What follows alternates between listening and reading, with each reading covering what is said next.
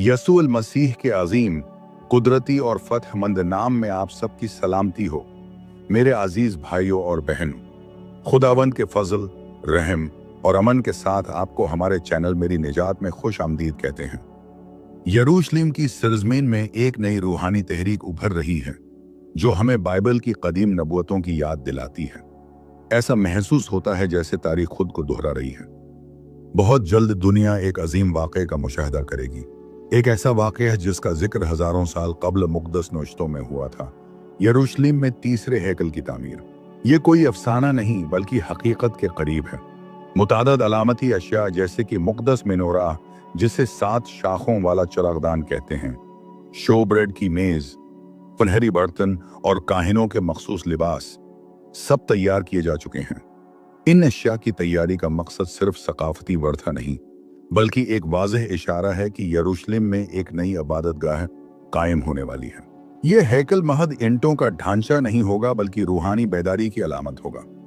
Bible के मुताबिक आखिरी अय्याम से पहले हैकल की बहाली जरूरी है ताकि खुदा की नबूवतें पूरी हों।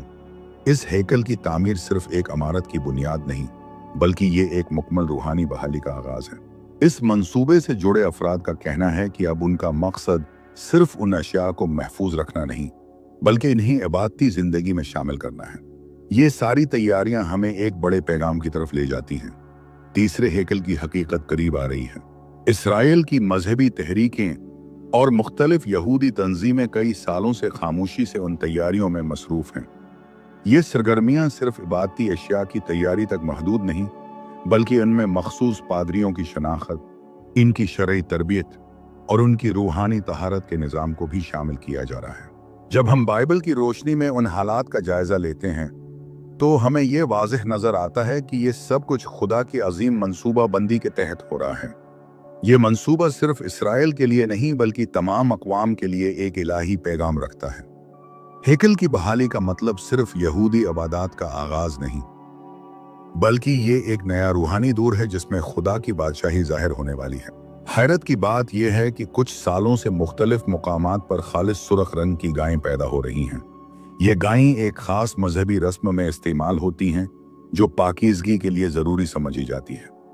बाइबल की किताब गिनती बाब 19 के मुताबिक उस गाय की राख हैकल के लिए मखसूस खादमों यानी लावी कबीले के अफराद को रूहानी पाकीज़गी देने के लिए इस्तेमाल होती थी। दिलचस्प बात यह है कि इन खालिस लाल गायें में से कुछ अमेरिका से इसराइल मुंतकिल की गई हैं और उनकी कड़ी निगरानी की जा रही है ताकि ये खालिस रहें। एक बार जब ये गायें मुकर्रर उम्र को पहुंच जाती हैं और शरई तौर पर काबिल कबूल करार दी जाती हैं तो फिर पाकीज़गी की रस्म मुमकिन हो सकेगी। ये कदम उस वक्त की तैयारियों का हिस्सा है जिसके बाद कुर्बानियों का सिलसिला शुरू हो सकता है।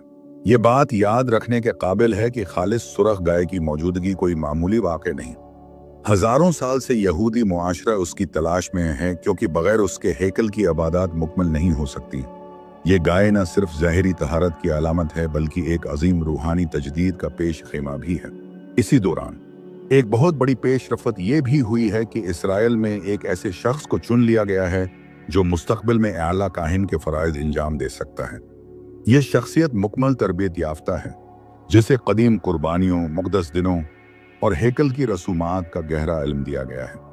ताहिम उसकी शनाख्त खुफिया रखी गई है ताकि सियासी या मजहबी तनाज़ात से बचा जा सके। ये सारी तब्दीलियां सिर्फ रिवायती या तारीखी अहमियत की हामिल नहीं बल्कि नबूवतों की तकमील की तरफ इशारा करती हैं। बाइबल की किताब दानिएल में लिखा है कि आखिरी अयाम में कुर्बानियां दोबारा शुरू होंगी और एक वक्त ऐसा आएगा जब उन्हें रोक दिया जाएगा। दानिएल 9 बाब की आयत 27 हमें आगाह करती है कि एक मुआहदा होगा जो 7 साल के लिए कायम होगा और इस दौरान कुर्बानियों को बंद किया जाएगा और एक ऐसा अमल होगा जो हैकल की बेहुरमती का बायस बनेगा। ये सब कुछ इस बात की तरफ इशारा है कि न सिर्फ हैकल दोबारा कायम होगी बल्कि उसमें रोजाना की कुर्बानियां भी बहाल होंगी। लेकिन उसके लिए जरूरी है कि मुकम्मल काहिनों की टीम हो जो अपनी जिम्मेदारियों से वाकिफ हों और एक अहला काहिन हो जो उनकी क़यादत करे। आज हम उस मुकाम पर खड़े हैं जहां वो सब निशानियां पूरी हो रही हैं जिनका जिक्र यसू, दानिएल और मुकाशफा की किताब में किया गया था। अब वक्त है कि हम उन निशानियों को समझें, उन पर गौर करें और अपने रूहानी सफर को संवारें। इसराइल में टेम्पल इंस्टीट्यूट नामी एक तंजीम कई दहाइयों से उसी मिशन पर काम कर रही है। उन्होंने मुख्तलिफ मुक़द्दस अशिया को दोबारा तैयार किया है, जिनमें मेनोरा, बखूर की कुर्बानगाह, काहिनों के लिबास और दीगर कई बर्तन शामिल हैं। उसके अलावा वो लावी कबीले के अफराद को तरबियत दे रहे हैं ताकि जब हैकल मुकम्मल हो जाए तो ये लोग अपनी खिदमत अंजाम दे सकें। ये सब कुछ एक लम्हा फिक्रिया है। ये वक्त है गौर करने का, दुआ करने का और खुदा के करीब आने का, क्योंकि जो निशानियां हम देख रहे हैं वो महज इत्तेफाक नहीं, बल्कि वो सब कुछ है जिसका जिक्र यसू ने मत्ती 24 बाब में किया था। बस जब तुम उस उजाड़ डालने वाली मकरू चीज को जो नबी दानी एल की मोरफत कही गई मुकद्दस जगह में खड़ी हुई देखो तो समझ लो, यसू ने खबरदार किया कि एक वक्त आएगा जब हैकल की बेहुरमती होगी, और ये उस वक्त की निशानी होगी जब बड़ी मुसीबत का आगाज होगा। वही 7 साला दवर जो कई मुफसरीन के नजदीक ट्रिबुलेशन यानी मुसीबत का जमाना कहलाता है। उसका मतलब ये है कि हैकल पहले से तामीर हो चुकी होगी, कुर्बानियां जारी होंगी और आला काहिन अपनी खिदमत से अंजाम दे रहा होगा। जब हम देखते हैं कि ये सब तैयारियां मुकम्मल हो रही हैं तो हमें अपने दिलों को तैयार रखना चाहिए। ये वक्त खौफ का नहीं बल्कि ईमान का है। अगर ये सब कुछ बाइबल की पेशन गोइयों के अयन मुताबिक हो रहा है तो हमें न सिर्फ खुदा के कलाम पर ईमान रखना चाहिए बल्कि उसके करीब भी होना चाहिए।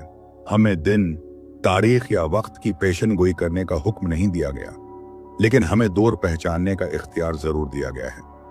यह लम्हा हमें याद दिलाता है कि यसू मसीह सिर्फ निजात दहिंदा ही नहीं बल्कि वह आसमानी आला काहिन भी है, जैसा कि अबरानियों 4 बाब 14 आयत हमें याद दिलाती है। बस चूंकि हमारा ऐसा बड़ा सरदार काहिन है जो आसमानों से गुजर गया, यानी खुदा का बेटा यसू, तो आओ हम अपने इकरार पर मजबूती से कायम रहें। न कोई जमीनी हैकल, न कोई इंसानी कुर्बानी और न कोई पादरी यसू के काम को मुकम्मल नहीं कर सकता, लेकिन बाइबल कहती है कि यह सब कुछ एक नबूवती तरतीब का हिस्सा है जिसके जरिए खुदा अपने मंसूबे को पूरा कर रहा है। बस होशियार रहें, दुआ में रहें और अपने दिल को तैयार रखें, क्योंकि निजात का वक्त करीब है। आए हम दुआ करें। ऐ कादिर मुतलक खुदा, हम तेरे शुक्रगुजार हैं कि तूने हमें उन निशानियों को देखने की तौफीक दी जिनका जिक्र तूने अपने पाक कलाम में सदियों पहले किया था। खुदावंद, जब हम यरूशलेम में तीसरे हैकल की तैयारियों, एलात काहिन की बहाली और आखिरी अय्याम की झलकियां देखते हैं तो हमारा दिल लरजता है मगर हमारा ईमान मजबूत होता है। ए खुदावंद, हमें बेदार रख, होशियार रख और अपने कलाम के मुताबिक चलने की कुव्वत अता फरमा। हमें दुनियावी अंधेरों से बचाकर अपनी रोशनी की तरफ ले चल। हम तुझसे फरियाद करते हैं कि हमारे दिलों को पाक कर, ताकि जब तू वापस आए हम तेरा इस्तकबाल ईमान, मोहब्बत और वफादारी से कर सकें। ऐ यसू, तू ही हमारा अब्दी आला काहिन है। हम अपने दिलों, जानों और जिंदगानी को तेरे हाथों में सौंपते हैं। हमारा ईमान तुझ पर कायम रहे, चाहे दुनिया में कोई भी हलचल क्यों ना हो। हम तेरी आमद के मुंतजिर हैं। खुदा आप सबको बरकत दे। अगर आपने अभी तक हमारे चैनल को सब्सक्राइब नहीं किया तो जरूर करें, ताकि आपको मजीद ईमान अफरोज और नबूवतों से भरपूर वीडियोस मिलती रहें। खुदा की सलामती आप पर हो। आमीन।